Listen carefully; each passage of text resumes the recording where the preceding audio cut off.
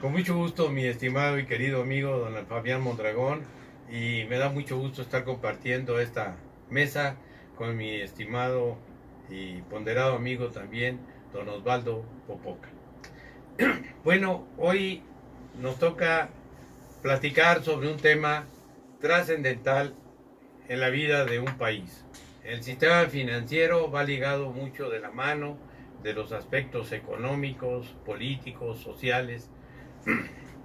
Para comenzar, quisiera establecer que todo este sistema financiero se integra por autoridades, entidades financieras que son las entidades operativas, entidades de apoyo, las agrupaciones financieras que vienen reuniendo a todos estos integrantes del sector financiero y, por supuesto, los usuarios. Los usuarios es la parte más débil del sector financiero. Enseguida, quisiera plantear que es muy importante que nosotros tengamos una visión del marco jurídico del sector financiero. La Constitución tiene una serie de ordenamientos, de preceptos que van regulando lo que se refiere a la actividad financiera. Partimos desde el artículo 25, que nos habla lo relativo al derecho de competencia. Partimos del 27 constitucional, que establece prohibiciones para las propias instituciones del sector bancario. Del 28 constitucional, que es un artículo fundamental en lo que se refiere al sector financiero.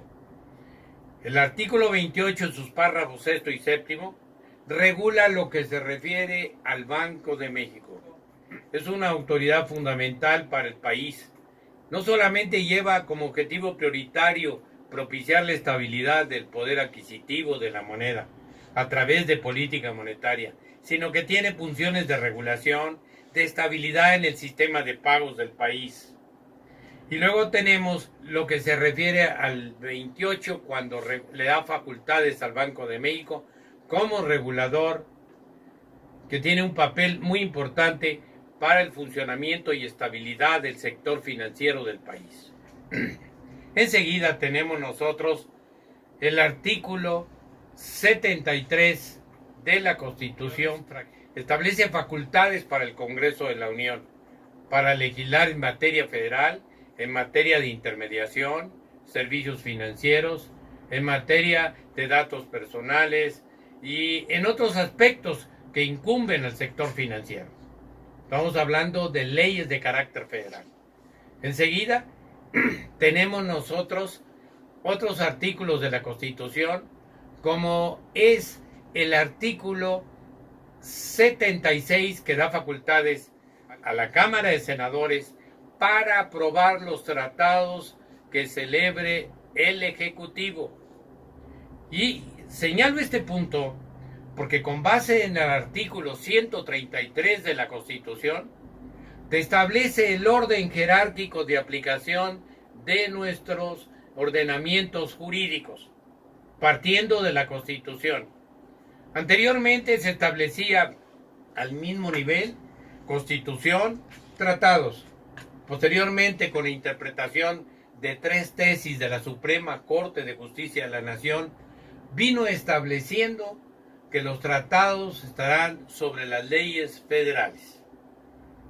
De tal manera que ahora nos lleva a una reflexión muy importante de que debemos de aplicar dentro de nuestro marco jurídico, dentro de la enseñanza de la licenciatura de Derecho, de los posgrados, que los tratados es una fuente primordial de aplicación en nuestro marco jurídico. Y en este sentido hemos celebrado innumerables tratados. Tratados desde 1994 en materia económica, que contienen un capítulo especial de servicios financieros. Y en este capítulo de servicios financieros tiene una aplicación relevante en nuestro marco jurídico. Este artículo 133 nos establece, después de los tratados, las leyes federales, la reglamentación de las autoridades. Ahora bien, ubicándonos en esto, hay un artículo muy importante que yo quiero señalar, que es el artículo 104 de la Constitución, que nos establece que cuando son asuntos de materia privada que incumben al interés de los particulares, su aplicación podrá ser objeto de las autoridades judiciales o de las autoridades locales. Es decir, ejemplo, en el estado de Puebla ya se establecieron 2 juzgados especializados en materia financiera, de tal manera que si yo tengo un asunto relacionado con el sector bancario o el sector bursátil o el sector de seguros, puedo optar por acudir ante la autoridad judicial federal o ante la autoridad judicial local. Esto es uno de los aspectos muy importantes que tenemos que tomar en cuenta. Y cuando cito yo de los juzgados especializados en materia financiera, que actualmente existen 2 en el estado de Puebla, esto tiene una gran relevancia porque el Banco Mundial tenía como uno de los objetivos fundamentales el de implementar los juzgados especializados en materia financiera. Finalmente, por muchísimos aspectos, no se logró. Por otro lado, tenemos también otros artículos como el 123 constitucional, que contiene 2 apartados, el apartado A y el apartado B. En el apartado A del 123 se establece que cuando hay un conflicto laboral en materia bancaria, el conocimiento no podrá ser objeto de las autoridades de conciliación locales, sino tendrá que ser objeto de conocimiento de la Junta Federal de Conciliación y Arbitraje. Por otro lado, el 123 apartado B nos establece una fracción que es muy importante. Se adicionó una fracción, en la 13 bis. Esta fracción 13 bis viene a establecer que la regulación de las condiciones de trabajo del Banco de México con sus empleados quedará con esta regulación. Recordemos nosotros que el apartado B, su ley reglamentaria es la Ley de los Trabajadores al Servicio del Estado. En este sentido, esta fracción 13 bis expidió una ley reglamentaria, la fracción 13 bis, donde regula las condiciones de trabajo de los empleados del Banco de México y de los bancos de desarrollo. Por supuesto, sus condiciones son superiores a lo de los empleados del sector burocrático.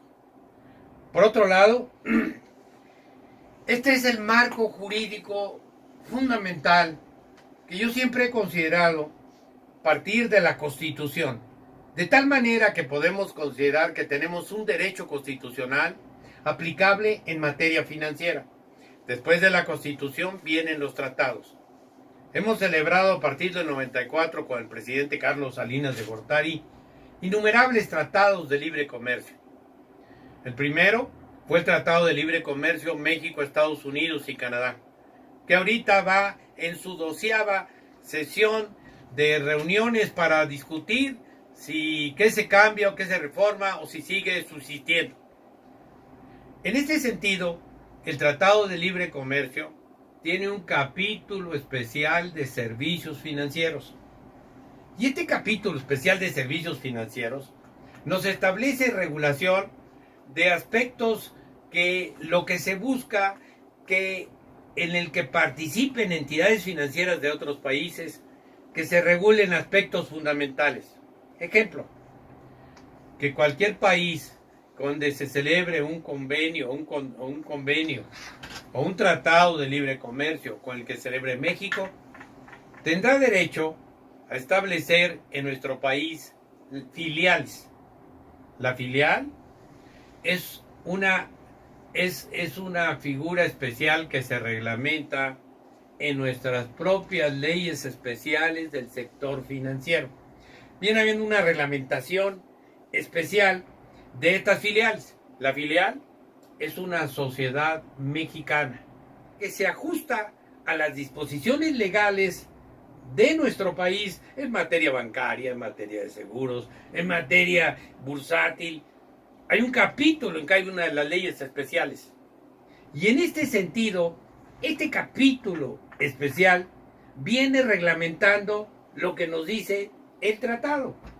Y en este tratado, la filial surge cuando empezaban las discusiones del Tratado de Libre Comercio.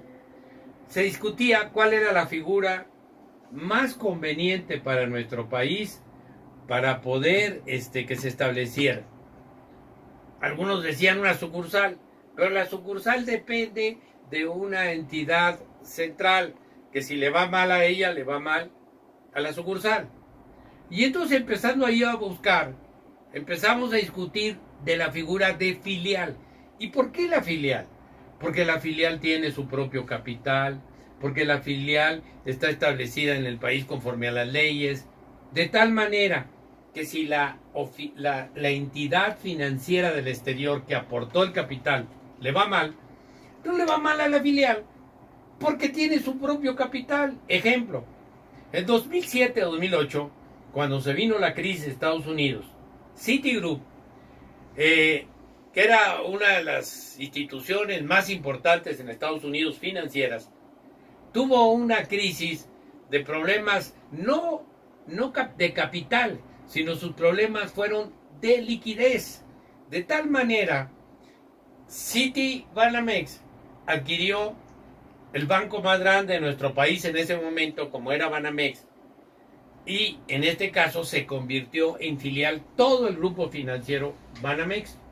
Cuando se viene la crisis, el presidente Obama, dentro de las resoluciones que dio para resolver los problemas que tenía el sector financiero, fue el de decirles: yo te voy a comprar el 40% de tu capital de las acciones, pero ¿cómo me vas a garantizar? Y lo garantizaron con acciones, etcétera. Y en este sentido vino la situación de que la crisis que tenía de liquidez Citibanamex no le afectó a la filial que tenía en el país, porque tenía su propio capital. Y eso es muy importante mencionarlo. Por eso se adoptó esa figura. Pero vino un conflicto y un problema, que había una prohibición en la Ley de Instituciones de Crédito que establecía que los gobiernos extranjeros no podían invertir en el capital de instituciones del país. Y en este caso, cuando el presidente Obama adquiere el 40% del capital de Citigroup, entrábamos en esa prohibición. En este sentido, se tuvo que hacer una interpretación rápida por la Secretaría de Hacienda, que decía que en casos especiales sería como excepción que se permitiera la participación del capital de gobiernos extranjeros. Pero eso se lo sacó de la manga, porque honestamente en el tratado ni en las leyes no venía esa situación. Dice la Secretaría que yo tengo las facultades de interpretación con base en las propias leyes del sector financiero, que me da la facultad de interpretación administrativa. Sí, y esa interpretación también te la dan los tratados. Pero no puedes partir de una interpretación en el sentido si es una prohibición tajante, el decir, bueno, lo interpretamos que es excepcionalmente. De tal manera que el gobierno se dio cuenta de esa situación y posteriormente vino a reformar en la mayoría de las leyes del sector financiero en qué excepciones los gobiernos extranjeros pueden participar. Y viene un catálogo de excepciones y viene estableciendo en qué situaciones. Bueno, este es uno de los puntos importantes del tratado.